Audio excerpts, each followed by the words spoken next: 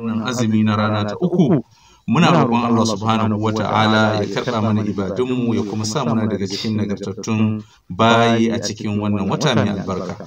‘Yan uwa musulmi, a wannan rana za mu yi magana akan wasu abubuwa da ya wajaba musulmi mai azumi ya siffantu da su ne kamar haka. Na farko akwai abin da ya wajaba mumini in ya ɗau azumi tsakanin shi da Allah a wannan ranaku na azumi, ya fuskanci wahimman abubuwa guda 5 a cikin wannan wato azumi na shi. Abubuwa guda 5. Na farko, ya yawaita istighfari da tuba zuwa ga Allah subhanahu wa ta'ala. Bai daidai ga mai azumi ya koma ya ɗauki wargi da wasa ba.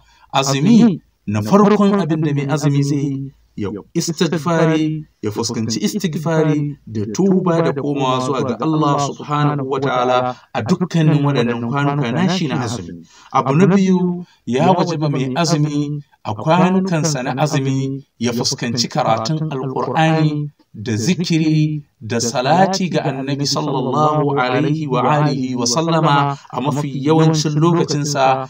Na uku, abin da ya wajaba ga mai azumi na uku, ya yawaita sallah, yawaita qiyamul layl dan sallar Ramadan, sallah ma a cikin watan Ramadan, kamar yadda ya zo ga annabi sallallahu alaihi wasallam yana cewa shi duk wanda ya riga ya tsaye da sallan wato daren nan yayi shi dan imanin wati saban, to Allah ma ya gafarta masa zunubansa gaba ɗaya. Na hudu, yawan sadaka. Watan azumi bai kamata mai azumi ya kame hannunsa ya takure a jihunsa ba, ya kulle kofar gidansa ga miskinai da fakirai da mabukata. A'a, ya fitar da abin da zai bayar na dafaffen abinci, na ɗanyen abinci, na abubuwa na kuɗi ko wani kayan amfani na masarufi, sadaka don neman yardan Allah subhanahu wa ta'ala. Wannan cikin abin da yake wajibi akan ko kuma ya lalle ya kamata mai azumi ya ɗan faru da shi kenan. Abu na 5 shine wato ya zama mai zumunci.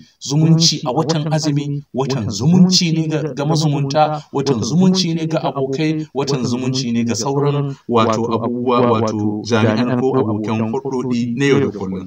Sa'annan sai kuma wasu abubuwa guda 4 da ya wajaba mai azumi ya nisance su.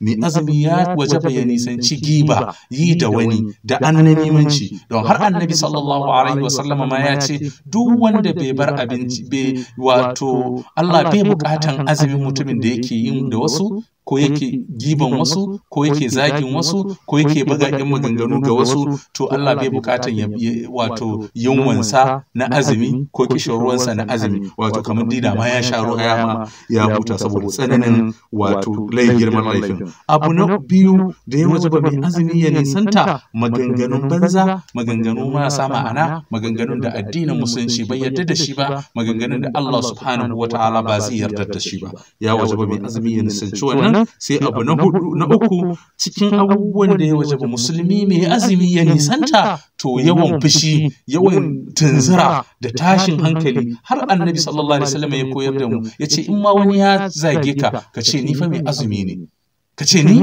azumi nake yi. Kaga yana nuna maka cewa mai azumi baya faɗa, baya tashin hankali, baya rigima da kowa. Ƙoƙarin shi ya kai wannan azumi nashi lafiya, ya yi cikin istighfari da ibada, ya kuma samu ya ɗauki wani gobe ma haka. Abu na 4 na ƙarshe, abubuwan da ya wajaba mai azumi ya nisanta shine yawan kasala da rauni da lalaci. Mai azumi bai dace da shi kasara da lalaci da yawan bacci da yawan zuba ruwa a jiki da kwanciya da tashi nan da wannan. A'a, ana son mai azumi ya zama mai yawan ibada, mai yawan istighnani, wato amfanuwa da wannan ranan, amfanuwa da waɗannan lokutan dan ibada ga Allah subhanahu wata'ala da neman yardan Allah madaukakin sarki, domin wannan azumi nashi bai san ko shine da Allah azumi na ƙarshe ko damansa na ƙarshe da dai ya samu wannan ibada ba, domin azumi farkonsa wato rahma ne, tsakiyarsa gafara ne,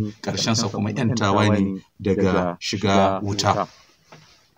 Sa'annan kuma akwai wasu abubuwa da yawa kamata mai azumi ya ƙara kulawa da su ƙwarai da gaske a lokacin da yake wato a wannan ibada na azumi, wato azumin watan Ramadana ya kamata mai azumi ya nisanci a dunkule duk wani abu wanda ya shafi kuskure ko sako ko wani abu wanda Allah subhanahu wata'ala ba zai yarda da shi ba. To wannan cikin wajibcin mai azumi ne ya nisanci waɗannan abubuwa kuma ya tsaya tsayin daka wurin ibada da neman yardan Allah madaukakin sarki. Assalamu alaikum wa rahmatullahi wa barakatuh.